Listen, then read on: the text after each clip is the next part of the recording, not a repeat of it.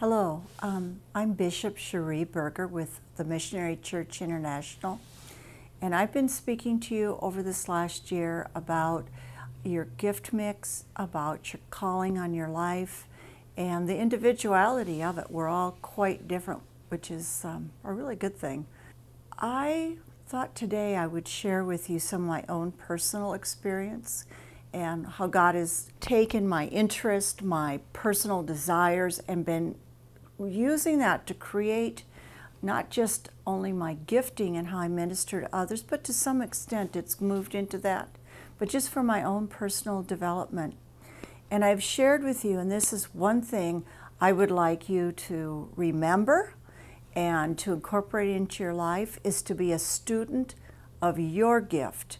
Be a student of your interest, because God will develop that. He's made you specifically the way you are, so that you can impact the world in a way that's unique and that will touch specific lives. You don't have to be anyone else. You should not be anyone else.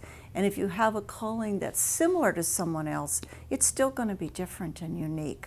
So I thought I would share a little bit about myself and what God's put in me, and then help you develop that into your own life.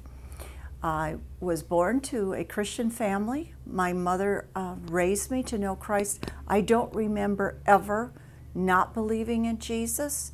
And when I was very young, I gave my heart to Jesus. I've never not believed. Even when I puddled in sin and in the world, I always believed in Jesus and loved Him. And so that's been a great mark in my life. My father fostered in me an interest in math and science, and he made things possible for me to pursue those interests. So that would be, I would say, early on, that was my first love, was the sciences, was math. Not that I'm so smart, but I'm curious. And so I've pursued learning, and I also was very interested in classical guitar and Spanish guitar. Those are the things I really want to spend my time doing. However, when I was about 23, I had an encounter with the Holy Spirit, and I was baptized in the Holy Spirit and received my prayer language. And in that, I was in that experience for several hours. And when I came out, I was different. I now had a hunger to learn the biblical languages, Hebrew and Greek, and I had never thought about it 5 minutes before. It was never occurred to me. But I came out and I wanted to learn, and I knew it was so that when I heard people teach and speak, I would have an ability to find out if what they were teaching was the truth. However, I will tell you that's a very hard subject to pursue on your own. And I tried for about 13 years. Small success, wasn't able to do it very well. So if you're trying to study something like Biblical Hebrew and Greek, you need a teacher.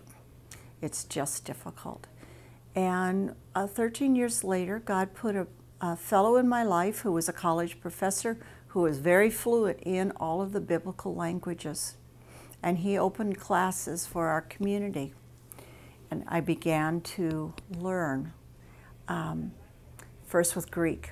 So I'm going to tell you this little bitty spot, and then I'm going to come back in a minute and finish telling you about this.